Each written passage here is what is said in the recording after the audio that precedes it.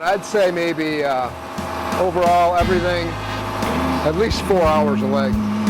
So, and there's no question, mortise and tenon is by far the strongest type of joinery you can use. So, now, gotta get my third clamp here.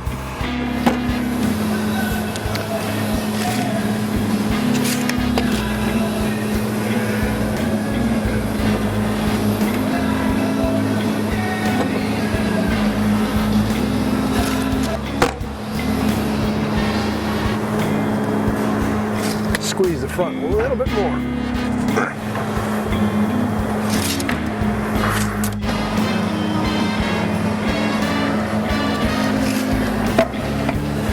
The nice about mortise and tenon joinery also is as long as everything is tight, you don't have any choice but for it to go together square.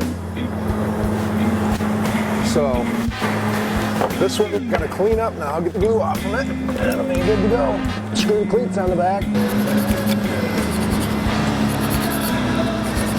Okay. Center that there.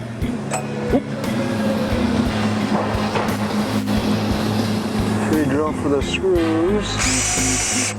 I can find too many game table companies that are going to be building mortise and tenon tables.